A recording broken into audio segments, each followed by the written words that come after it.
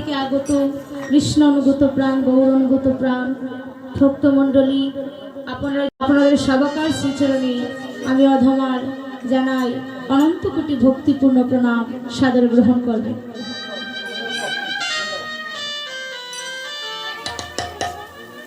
আমি প্রণাম জানাই অনাদির আদি গোবিন্দ সর্বকারণের পরম কারণ সচিদানন্দ বিগ্রহ আমার প্রাণ গোবিন্দ সহ শ্রীমতী রাধারানী এবং সমস্ত ব্রজবাসীর শ্রীপাদে পদ্মে।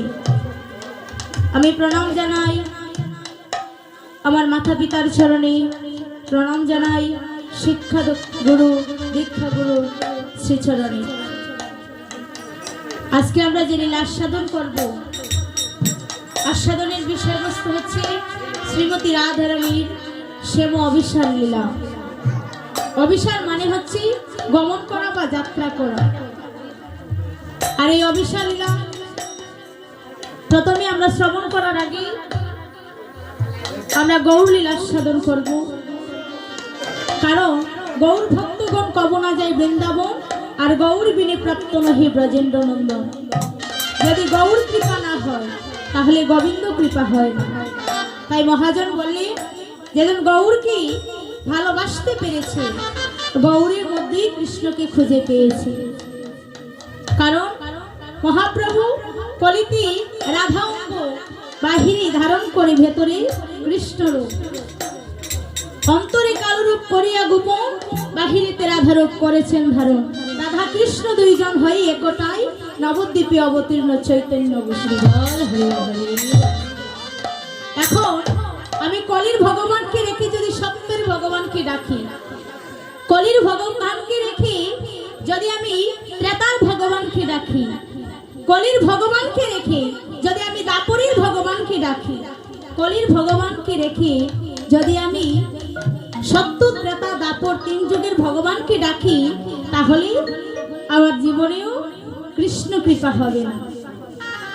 আগে আমার কলির ভগবানকে জানতে হবে, আমার গৌর হরিকে বুঝতে হবে, তারপরে কৃষ্ণ কৃপা আমাদের উপর বর্ষিত হবে। তাহলে কলির ভগবানকে, কলির ভগবান হচ্ছে শ্রী চৈতন্য গৌরাঙ্গ মহাপ্রভু। আর সেই মহাপ্রভু লীলা আস্বাদন করবো আমরা। তো সেই লীলা আস্বাদন করতে গিয়ে আমার অনেক ভুল ত্রুটি হতে পারে। আপনারা নিজ সন্তান জেনে আমার বৈষ্ণব অপরাধ থেকে ক্ষমার সুন্দর দৃষ্টিতে দেখে নেবে। কারণ এই জগতে বৈষ্ণব অপরাধ এমন একটা জিনিস, সকল অপরাধের ক্ষমা হয়, কিন্তু বৈষ্ণব অপরাধের কোনো ক্ষমা হয় না।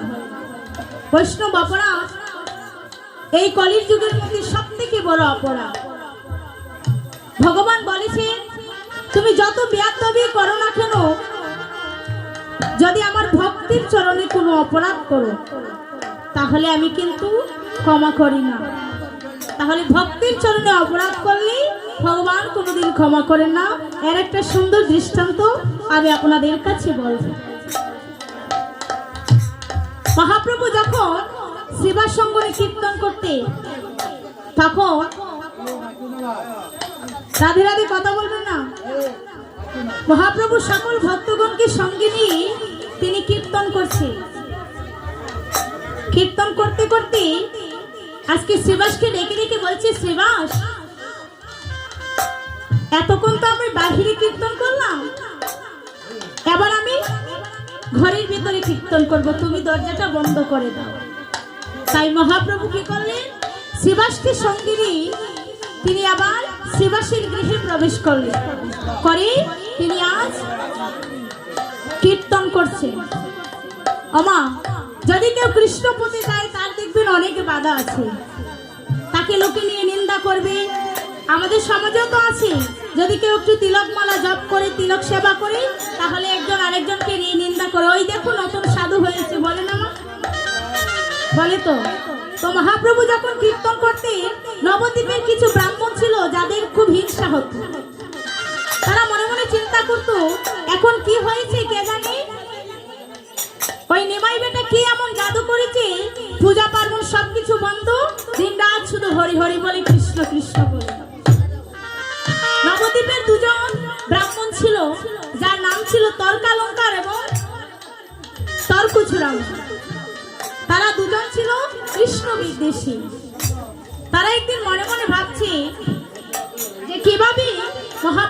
সংকীর্তন বন্ধ করা যায়।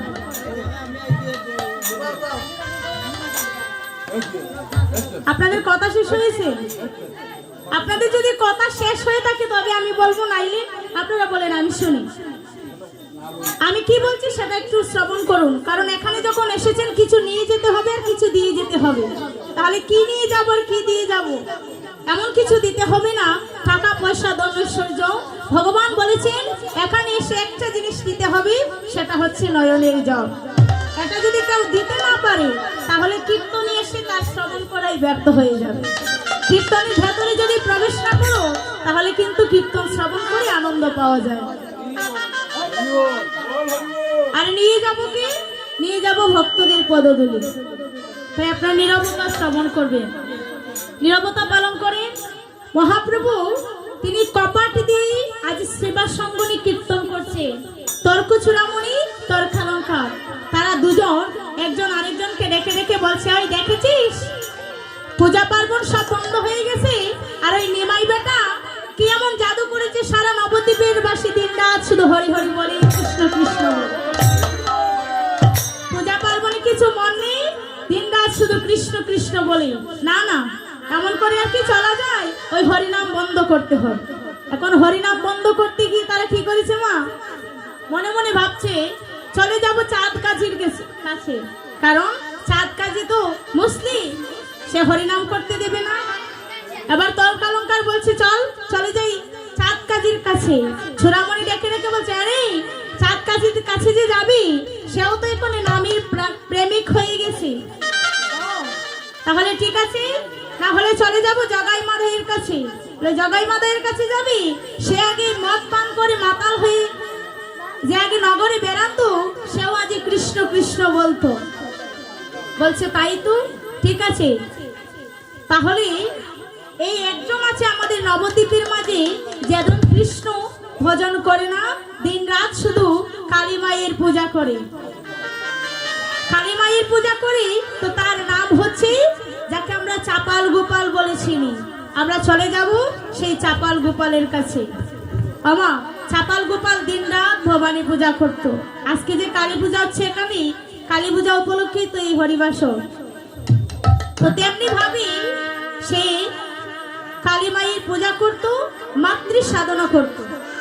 তো সেই চাপাল গোপাল যখন মন্দির দরজা বন্ধ করে আজকে মায়ের পূজা করছে, তর্কালঙ্কার এবং তর্ক চূড়ামণি তারা দুজন আজ চাপালের গৃহের মধ্যে এসে আজ জয় দিচ্ছে, জয় চাপাল গোপাল বাবাজির জয়।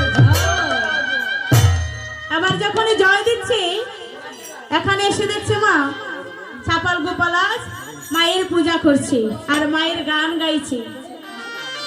মায়ের গান গাইছে কিভাবে? মন রে কৃষি কাজ জানো না, মন রে কৃষি কাজ জানো না, এমন মানব জমিন রইল পথে, আবাদ করলে ফলটা শোনা, এমন মানব জমিন রইল পথে, আবাদ করলে ফলটা শোনা, মন রে কৃষি কাজ জানো না, মন রে কৃষি কাজ জানো না, কালী নামে দাউড়ে বেড়া, ফসলের তো রূপ হবে না।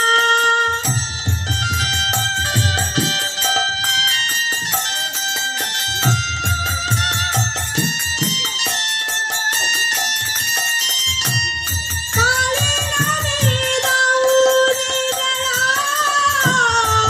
ফসলের তো রূপে হবে না, সে যে মুক্ত কেশির শক্ত বেড়া, তার কাছেতে জমে গেছে না, সে যে মুক্ত কেশির শক্ত বেড়া, তার কাছে তো জমে গেছে না, মন রে কৃষ্ণ কাজ জানে না, মন রে কৃষ্ণ কাজ জানে না। এইভাবে গান গাইছে। আর তর্ক চূড়ামণি তর্কালঙ্কার তারা গিয়ে বলছে জয় চাপাল বাবাজির জয়। এই কেরে আজ আমার জয় দিচ্ছে। এবার দরজা খুলে দেখছি যে ওই নবদ্বীপী ব্রাহ্মণ তর্কালঙ্কার তর্কা চূড়ামণি তারা দুজন মন্দিরের বাহিরে দাঁড়িয়ে আছে। দাঁড়িয়ে আজ চাপালের জয় দিচ্ছে। আর যখন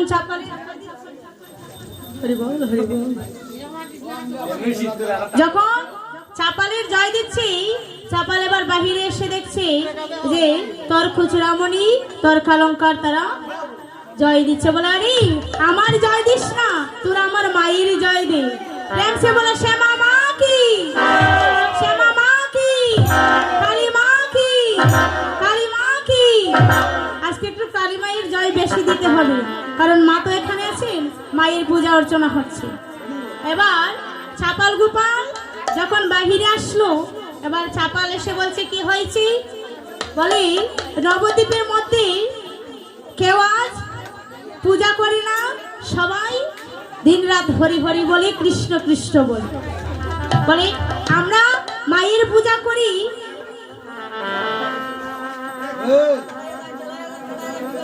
আমরা মায়ের পূজা করে শান্তি পাই। তারা যদি কৃষ্ণ নাম করে তাতে অসুবিধা কি, তারা কৃষ্ণ নাম করুক। বলছে না না, কৃষ্ণ নাম করবে তো করবে, কিন্তু কপাট দিয়ে কেন করবে, দরজা বন্ধ দিয়ে কেন করবে। তারা যদি কৃষ্ণ নাম করতে হয় তাহলে সবার সম্মুখে করবে। এবার চাপাল বলছে তাই তো, যদি হরিনামেই করবে তাহলে সবার সম্মুখে করবে, কপাট দিয়ে কেন করবে, এর একটা ব্যবস্থা করতে হবে। তাই কি করেছি, এবার চাপাল মধ্য মাংস পাঠার মাথা নিয়ে আবার চলেছে শিবাসের গৃহে। গিয়ে দেখছে মহাপ্রভু কপাট দিয়ে আজ কৃষ্ণ নাম করছে। সবাই একটু কৃষ্ণ নাম করবে। মহাপ্রভু কৃষ্ণ নাম করছে, হরে কৃষ্ণ হরে কৃষ্ণ কৃষ্ণ কৃষ্ণ হরে হরে, হরে রাম হরে রাম, রাম রাম হরে হরে, হরে কৃষ্ণ কৃষ্ণ কৃষ্ণ হরে হরে, হরে রাম রাম রাম হরে হরে, হরে কৃষ্ণ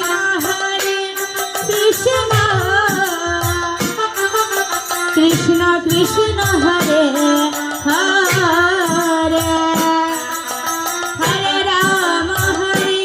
হরে রাম রাম রাম হরে হরে, হরে কৃষ্ণ কৃষ্ণ কৃষ্ণ কৃষ্ণ হরে হরে, হরে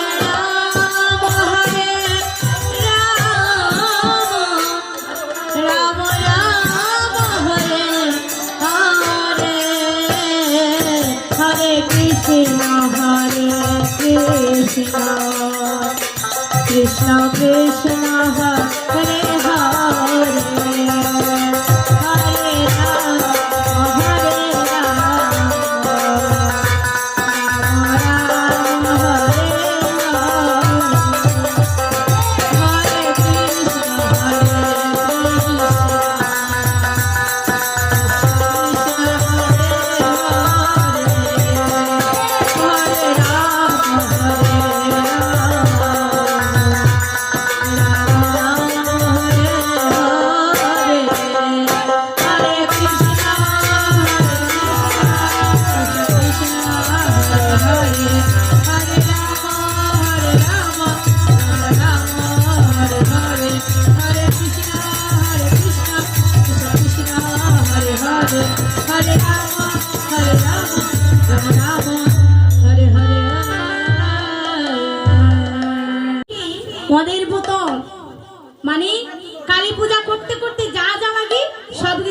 হাতে নিয়েছে, পাঠার মাথা নিয়েছি, মদ নিয়েছি, রক্ত চন্দন নিয়েছি, রক্ত জবা নিয়েছি,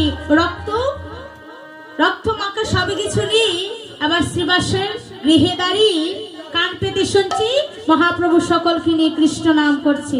আর যখন কৃষ্ণ নাম শুনতে পেল বলছে তাই তো, যদি কীর্তনই করবি সবার সম্মুখে করবি, একা কেন করছি, দরজা বন্ধ করে এর একটা ব্যবস্থা করতে হবে। তাই কি করলো, এই জামা এই জায়গাটা লক্ষ্য করবি, বৈষ্ণব অপরাধ করলে কি হয়, কিভাবে বৈষ্ণব অপরাধ হয়, কিভাবে বৈষ্ণব অপরাধ হয়।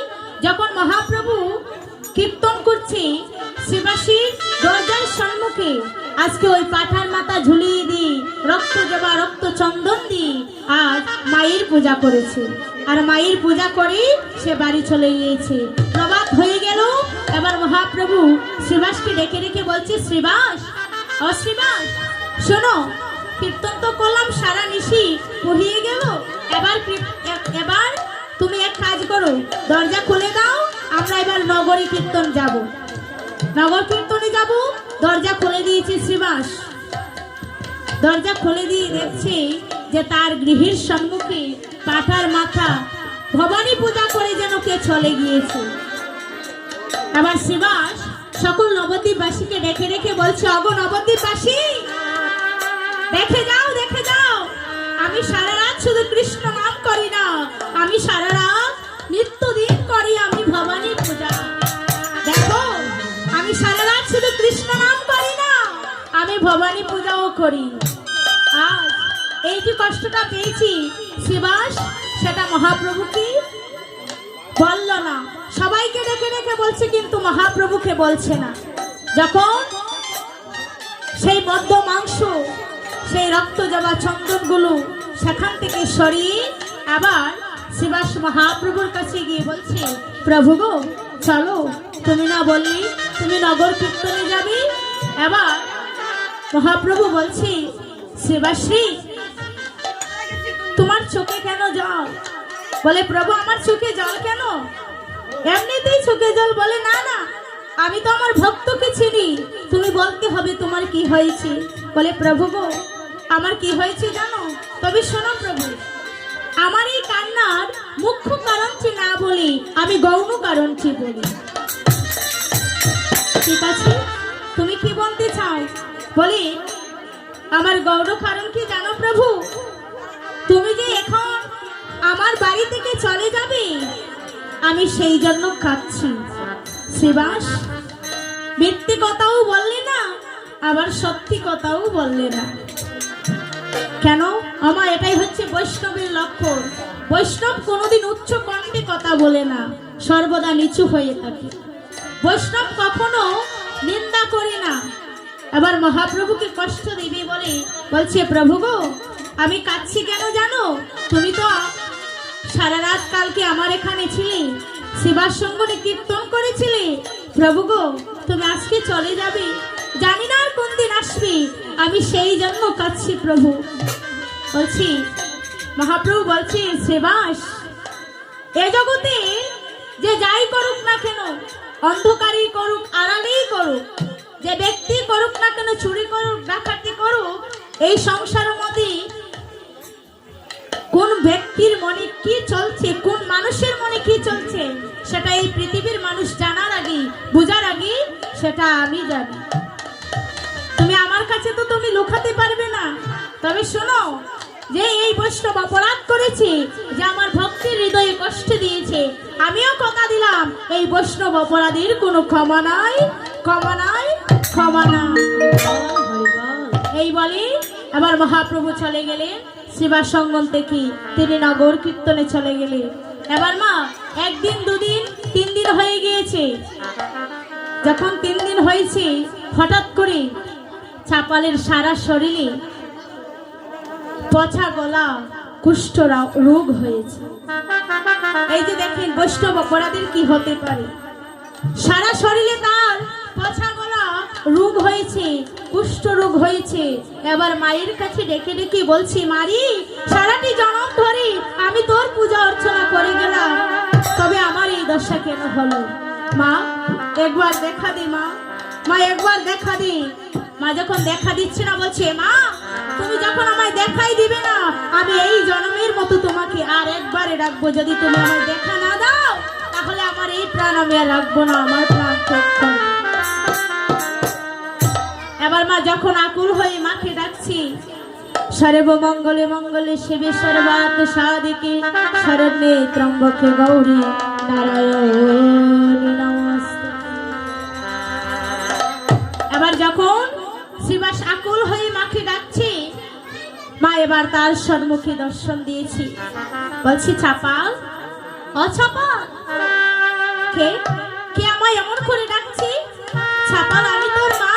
মা তুমি এসেছো? মা মা সারাটি জন্ম আমি তোমার পূজা করলাম, তাহলে বলো না মা, আমার এই শরীরে, আমার এই সারা শরীরে এমন দশা কেন হলো? বলে চাপাল, সারা জীবন তুই আমার পূজা করেছিস, তোর এমন দশা কেন হয়েছে জানিস? যখনই তুই কোথাও বেড়াতে যাস, যখনই কোনো কাজ করতে যাস, সব সময় তুই আমাকে বলে যেতি, আরে যখন তুই শ্রীবাসের বাড়িতে ওই মদ্য মাংস ঝুলিয়ে রেখেছিলি শ্রীবাস সঙ্গনী, সেই দিন যাওয়ার আগে তো তুই একবারও আমার কাছে আসলি না। আরে তুই কি জানিস না, বৈষ্ণব অপরাধীর কোনো ক্ষমা নেই। আমার স্বামী হচ্ছে পরম বৈষ্ণব। আমা কালীমায়ের স্বামীকে মহাদেব, সেই মহাদেব হচ্ছে পরম বৈষ্ণব, আর আমি বৈষ্ণবের স্ত্রী হয়ে কি বৈষ্ণব অপরাধের ক্ষমা করতে পারি? তবে শোন বাবা, যদি তোর এই রোগ সারাতে হয়, তাহলে তুই শ্রীবাসের কাছে গিয়ে ক্ষমা চা। বলছে মাগো, আমি ওই শ্রীবাসের কাছে ক্ষমা চাইবো? না না, আমার পক্ষে সম্ভব নয়। যদি মরতে হয় তো আমি মরবো এইভাবে, আমি শ্রীবাসের কাছে ক্ষমা চাইবো না। যখন শ্রীবাসের কাছে ক্ষমা চাইল না মা, এবার ঘরে বসে আছে, হঠাৎ করে তার স্ত্রী এসেছে। তার স্ত্রীর নাম হচ্ছে নিস্তারিণী। আবার নিস্তারিণী এসে বলছে, আহা ছি ছি ছি ছি, স্বামী আপনার শরীরে সব কি হয়েছে? বলে নিস্তারিণী, আমার শরীরে আজকে পচা গলা কুষ্ঠ রোগ হয়েছে, যে রোগের যন্ত্রণা আমি আজ সইতে পারছি না। স্বামী তোমার শরীরে কুষ্ঠ ব্যাধি হয়েছে, রোগ হয়েছে, তুমি এখানে কেন বসে আছো? আমি বলি কি, তুমি এই অবস্থায় এখানে না বসে তুমি গোয়াল ঘরে গিয়ে বসো। নিস্তারিণী, তুমি কি ভুলে গেছো আমি তোমার স্বামী? তুমি আমাকে বলছো আমি গোয়াল ঘরে যাব? বলে না না, আমি বলছি না, ওই তো পাড়া প্রতিবেশী সবাই বলছে যে তোমার এই কুষ্ঠ রোগ নিয়ে যদি তুমি এই মন্দিরে থাকো, মন্দির অপবিত্র হয়ে যাবে, তাই বলছি গোয়াল ঘরে থাকো। এতদিন এই গৃহে আমি কাজ করেছি বলে আমি সর্দার ছিলাম, আমি জমিদার ছিলাম, মালিক ছিলাম, আর এখন আমার শরীরে কুষ্ঠ রোগ হয়েছে বলে আজ আমি পর হয়ে গেলাম। তাই আজকে কি করেছি? ছাপা গোয়াল ঘরে গিয়েছে, গোয়াল ঘরে গিয়ে শুয়ে আছে মা। এই জগতে যতদিন আপনি এই সংসারে দিতে পারবেন, ততদিনই সংসার ভালোবাসে, আর যখন দিতে পারবেন না, কেউ ভালোবাসবে না। যেই হোক না কেন, মা বাবা ভাই বোন আত্মীয় স্বজন পরিজন সবাই যতদিন দিতে পারবে ততদিন ভালোবাসবে।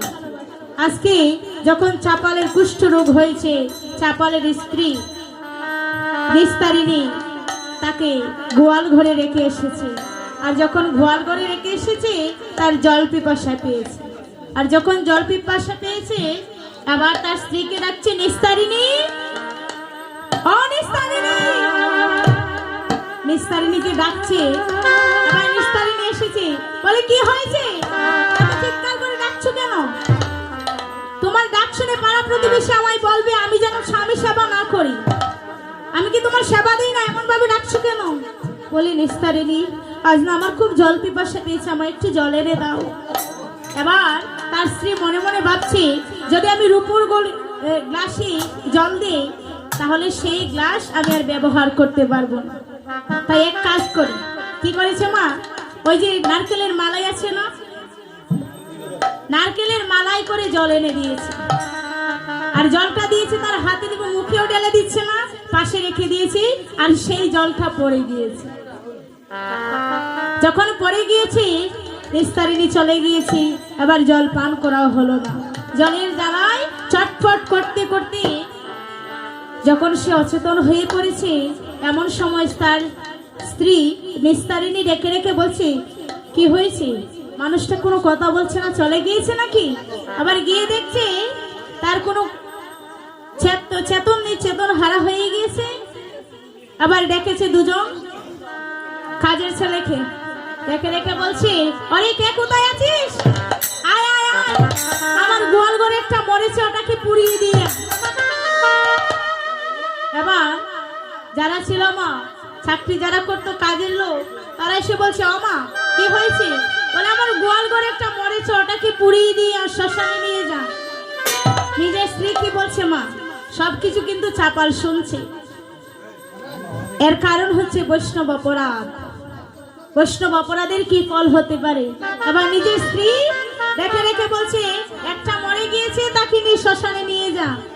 এবার বলছে, কে মরেছে মা? বলি, ও যেজন বাড়িতে কাজ করি তার নাম হচ্ছে কর্তা। কর্তা মানেই তো কাজের লোক। ওই এই কাজের লোক মরেছে রে, কাজের লোক মরেছে, ওটাকে নিয়ে শ্মশানে নিয়ে রেখে আয়। আবার ছাপালকে মা ওই দুজন কাজের লোক তারা এবার শ্মশানে নিয়ে যাচ্ছে। আর যখন শ্মশানে নিয়ে কাষ্ঠের উপরে রাখবে, শ্মশান ঘাটে নিয়ে যখন অগ্নি জ্বালাবি, সেই সময় হঠাৎ করে চাপাল ডেকে উঠেছে, আরে কে তোমরা? বলি, ওরে বাবা, মরাটা মনে হয় ভূত হয়ে গেছে। চাপাল যখন ভূত হয়ে গেছে, তারা মনে মনে ভাবছে যে মরাটা মনে হয় যেটা হয়ে গেছে, ওটা ভূত হয়ে গেছে। এবার সে দেখছে, না না, ওটা তো অন্য কেউ নয়, ওটা হচ্ছে মালিক ছাপা। আবার ছাপালকে দেখে দেখে বলছি, আরে তোরা আমাকে চিনলি না? আমি যে এই বাড়ির মালিক ছিলাম, আর সেই মালিককে তোরা যে আমার দেহে প্রাণ থাকতে তোরা আজকে আমাকে শ্মশানে নিয়ে আসলি। বলে, আগো তোমার স্ত্রী নিস্তারিণী, তিনি বলেছে তুমি নাকি মারা গিয়েছো, তাই তো আমরা এসেছি। এবার কি করেছে মা, যখন তারা চলে গেল, আবার চাপাল মনে মনে ভাবছি, আমি কেমন করে উদ্ধার হব। নদীর ধারে বসে বসে আসি আর বলছে, আমাকে যখন আর গৃহে রাখলো না, আমি আর গৃহে ফিরে যাব না, আমি এখানেই বসে থাকবো। আবার চাপাল মনের আনন্দে বসে আছে। হঠাৎ করে একদিনে ছেয়ে দেখছে গৌরনিতাই হরিনাম করতে করতে সেই নদীর ধারে দিয়ে যাচ্ছে। দৌড়ে গিয়ে আজ মহাপ্রভুর চরণ জড়িয়ে ধরে বলছে, প্রভু গো, আমি যে অপরাধ করেছি, আমায় তুমি ক্ষমা করো। মহাপ্রভু বলছে, না না, আমি তোমায় ক্ষমা করতে পারবো না। যদি ক্ষমা করতে হয় তুমি শ্রীবাসীর কাছে যাও, কারণ তুমি শ্রীবাসীর কাছে অপরাধ করেছো। শ্রীবাস যদি ক্ষমা করি, তবেই তুমি বৈষ্ণব অপরাধ থেকে মুক্তি লাভ করতে পারবে। আমা শ্রীবাসীর কাছে যাবে। এবার মহাপ্রভু চলে গিয়েছে। হঠাৎ করে ছাপাল দেখছে যে দুজন অন্ধ, একজন অন্ধ আর একজন খুড়া ব্যক্তি আসছে। অন্ধ ব্যক্তিটা তাকে কাঁধে নিয়েছে, যে খুড়া ছিল তাকে কাঁধে নিয়েছে দুজন। আবার যখন আসছে, ছাপাল দেখে বলছে, অরে ওরা কারা? ও বুঝেছি, আরে তো দেখছি তর্ক চূড়ামণি আর তর্কালঙ্কা। অরে অরে পাশা, তাদের কি হয়েছে? বলে, কি হয়েছে জানো? ওই যে আমি শ্রীবাস সঙ্গনের দিকে কোন জোরে চেয়েছিলাম, সেই জন্য আমার চোখ দুটো অন্ধ হয়ে গেছে। আর আমি যে এবার চূড়ামণি বলছে, আমার কি হয়েছে জানো? আমি যে ওই বৈষ্ণবদের নিন্দা করতাম আর তাদেরকে নিয়ে ঠাট্টা করতাম, সেই জন্য আমার পা দুটো খোড়া হয়ে গেছে। আবার যখন খোড়া হয়ে গেছে, অন্ধ হয়ে গেছে, তাই আমরা দুজন গৌর নিতাইয়ের খুঁজে যাচ্ছি। বলছে, গৌর নিতাইয়ের খুঁজে আমিও তো যাচ্ছি, চলো। এবার সবাই মিলে কীর্তন করছি। চাপাল গোপাল তর্ক চূড়ামণি তর্কালঙ্কার সেখানে উপস্থিত হয়েছে। গিয়ে দেখছি মহাপ্রভু শ্রীবাসকে সঙ্গে নিয়ে কীর্তন করছে।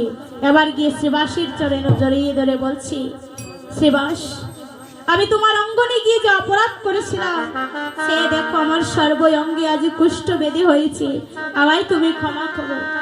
আবার যখন ভক্তের চরণ জড়িয়ে ধরেছে, সঙ্গে সঙ্গে আবার মহাপ্রভুর কৃপায় তাদের তিনজনেরই দেহ থেকে কুষ্ঠ বেরিয়েও গেল, অন্ধ গেল, পুরাও গেল। নিতাই গৌর হরি। তারা তিনজন ভালো হয়ে গেছে কেন? একমাত্র ভক্তের কারণে। যদি ভক্তের চরণ দুলে অঙ্গে মাখা যায় তাহলে হাজার হাজার পাপ তাপ রাশি কেটে যায়। আবার মহাপ্রভু ডেকে ডেকে বলছে, চাপাল শোনো, যেই মুখে তুমি বৈষ্ণব অপরাধ করেছো সেই মুখে তুমি আজ থেকে বৈষ্ণব বন্দনা করবে, আর আজ থেকে তোমার নাম হবে, আজ থেকে তোমার নাম চাপাল গোপাল না, আজ থেকে তোমার নাম হবে ভক্ত। তাই ভক্তির চরণ যদি কেউ জড়িয়ে ধরতে পারে তাহলে তার হাজার হাজার বৈষ্ণব অপরাধ ক্ষমা হতে পারে।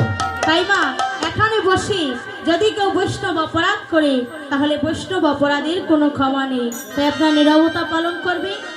তাই আজকে আমরা চলে যাব সেই রূপ অনুরাগে, যেখানে মহাপ্রভু সকল ভক্তগণ সঙ্গে নিয়ে তিনি আজ কীর্তন করছেন।